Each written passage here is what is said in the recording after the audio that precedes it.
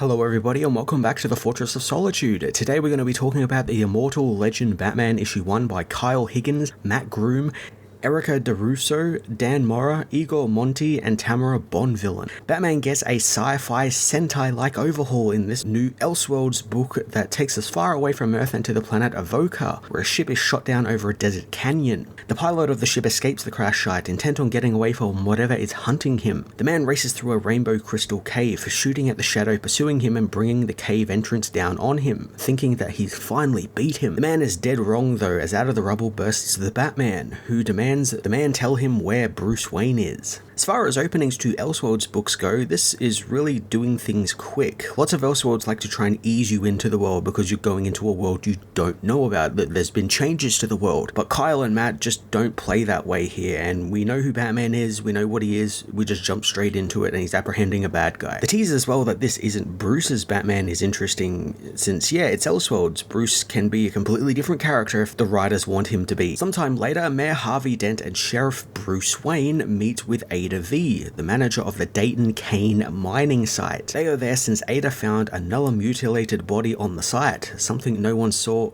even through the doubled number of security cameras they had installed after the last incident. Now this is a fun role for Bruce Wayne, a town sheriff, and I love how it sets up a overall aesthetic for the book. It's sci-fi, but there's large hints at it being a Western themed sci-fi as well. So the book is combining two of my favorite things, sci-fi and Westerns, and I couldn't be more happier about that. I also like the idea of Bruce being a sheriff because it allows him to still play detective. Bruce and Harvey know that this is the third dead man in 8 weeks, and things in the town are beginning to get bad as people are beginning to panic. Bruce knows that the panic is the point, and he can't have Harvey giving into this, assuring his friend that they'll find out who is doing this and bring them to justice. Harvey heads off to tell the dead man's wife what happened as Bruce heads into town to check on the residents. Not long after arriving back in Davistown, Bruce is attacked by the Batman and Harvey tries to shoot the being before recognizing who he is, citing there haven't been any shadows around, so why isn't an immortal legend there? I like lines like this as they reveal something about the world,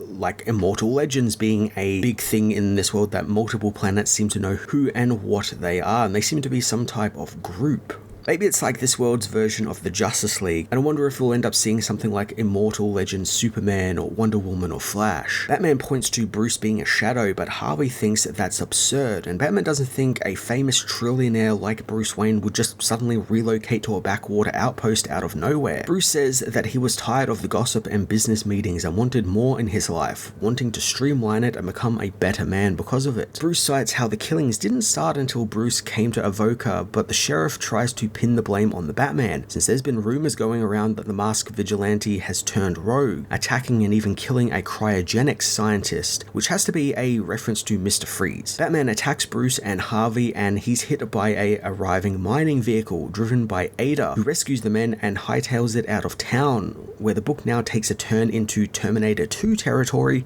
as Batman plays the part of the T-1000, relentlessly pursuing the trio. I love how much this reframes everything, since now Batman is effectively the antagonist of the book. He's pursuing these seemingly innocent people for reasons we don't exactly know why. Batman eventually uses his batarangs to pop the truck's tires, bringing it to a screeching halt on the edge of a cliff. The vigilante quickly disarms Harvey and Bruce, demanding that they stand down, but Ada activates the back of the truck, revealing it's a mining laser. She points it at the Immortal Legend, telling them that they are standing by their sheriff. Bruce tries to sort this out, thinking that there's been a big mistake, but Batman knows that if he leaves, Bruce will continue to kill thanks to the void where his soul should be, goading him into lashing out at the world. Bruce approaches the hero and in a real cool twist reveals that he is actually the one killing these people, and he is indeed a shadow who relishes gaining the trust of the people only to kill them off one by one. Higgins and Groom seem to be playing with the dual identity of Bruce and Batman this time round, which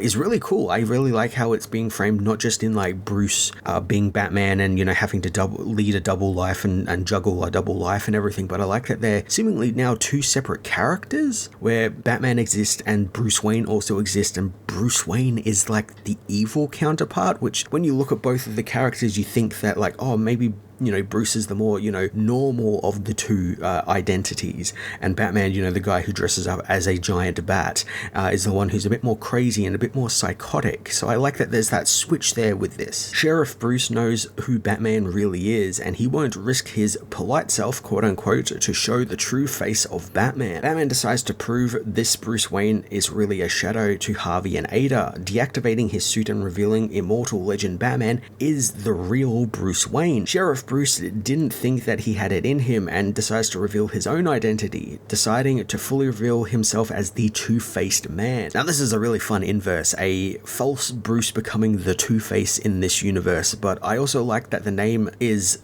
got a double meaning, since it's obviously he turns into a person who is like split down the middle, like kind of like Two-Face, one side's like a monster, one side's just a normal man, but then he's also a two-faced man, someone who's kind and polite and yet a violent psychopath the next. Bruce suits up as Batman again and attacks the Two-Faced Man, who proves to be more than a match for him, and it leads to Batman to bring out his big guns, delivering what he calls the Bat Press, a superpowered kick to the Two-Faced Man's chest which blows him to bits. I'm quite surprised, given how much of the art is Sentai inspired, that this is actually the first proper Sentai part of the book, a character delivering a special move of sorts with a special name as well. I actually appreciated that it seems the Sentai art aspect isn't just being used because it looks cool, like it's not going to be like the big main selling point of the book. There's a reason behind it, and it's part of the larger aesthetic of the universe Higgins and Groom are crafting here. Not everything is it.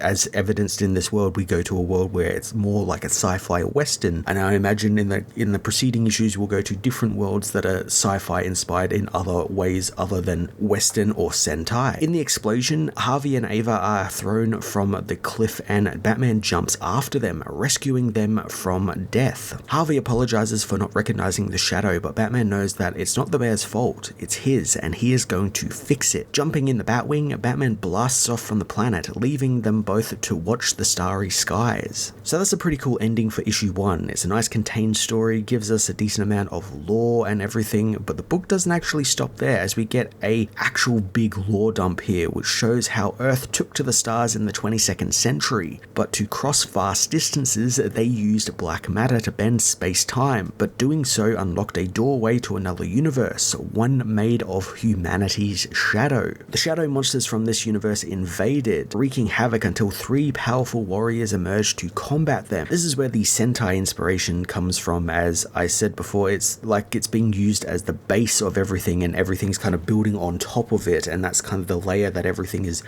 built on. People begun thinking that the heroes were aliens or gods or alien gods, but the truth is actually they're just normal people who discovered a way to channel the energy that binds both their universes and the Shadow universe. We finally get to see our heroes for this universe, with the first embracing the bright half of this energy, becoming the Robin. The next used tactics of the enemy against the enemy, terrifying them relentlessly. This being became the Batman, and the third and final hero used both approaches, becoming the Night. This is just Power Rangers, and I love it. It's great, and the idea that each hero has control of an energy force really makes it feel like a Sentai character. They each got like the different colored energy and can do different things, and when combined they are super powerful and probably have like a giant robot that they combine into. It's pretty cool as well how Higgins and Groom took each of, Robin, Batman, and Nightwing's core beliefs. Batman's using the weapon of the enemy against them and terrifying them with fear. Robin being the bright and colorful one, and Nightwing being the one in between. And he's like used that as like their Power Ranger power, and that's what like signifies them as a Batman or a Nightwing or a Robin. Knowing the universe would never be safe from the shadows, the 3 heroes spread rumors that they were immortal. But what was really happening is they were passing their mantles on to those worthy.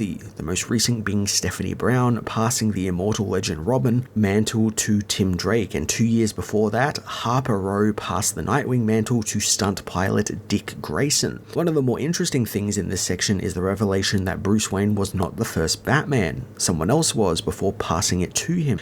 Whomever the first Batman was didn't want Bruce initially, since he was from wealth and not from misery or hatred, but a shadow attack killed both of Bruce's parents, and after that, wraith and rage drove him and to prove himself to be the perfect candidate, traveling the galaxy to hone his body and mind until he caught the eye of the Batman and eventually took over the mantle. However, recently, Batman abandoned his duties and left Nightwing and Robin alone to face the shadows. Now this is where Higgins and Groom deliver probably the biggest twist of the book, as it's revealed, or really more so implied since it's not outrightly stated, that Ra's al Ghul was the first Batman of this universe, and not just that, his son, Thomas Elliot, was set to be the Batman before Ra's decided to give it to Bruce, and now Tommy has to hunt down Batman, kill him, and take up the Batman mantle for himself like he was always meant to have. This is such a fucking cool reveal, and I love that it's not outrightly said either. There's just visual hints like Bruce tracking down this guy in like a frozen tundra to become Batman. He wields a katana, he's hooded in a cloak. It couldn't be more race coded if they tried. Tommy being the son is also really quite interesting as well, since I don't think we know who or what Tommy's parents actually look like, so I don't think it's actually going to be, you know, Tommy's actual in-canon parents or anything like that. I like the idea that it's Ra's this time round, who also seems to have a more classic Batcave lair as well, complete with a giant dinosaur skeleton and what I think might be Lazarus waterfalls. The water is green, which is traditionally the color associated with the Lazarus pools, so maybe there's some sort of Lazarus tricks at work here to keeping him alive. I can't wait to fully dive into this world through the next couple of issues, and since a lot of backstory has already been covered, so I can't wait for Higgins and Groom to just dive straight on into the story and find out what has become of the Immortal Legend Batman. Immortal Legend Batman issue 1 was a really fun first issue for this new Elseworlds book. I love that despite it being Batman, which has, you know, dozens upon dozens of Elseworlds, it felt fresh and new and interesting. It's doing really cool things with all these characters. Characters aren't who they say they are or who they usually traditionally are. I'm intrigued to see more of this world and more of this sort of sci-fi western Sentai inspired world that Higgins and Groom have created here. It's very fun, just the brief little bits we get of it. The backup explaining all this world was definitely needed. I think that definitely something that we needed to have happen, and I appreciate them for leaving it until right at the end to sort of reveal what this world was about. And I'm really excited for the next couple of issues and what Kyle Higgins and Matt Groom have in store for us, since it's going to be a fun ride. I'm going to give this issue a 9 out of 10.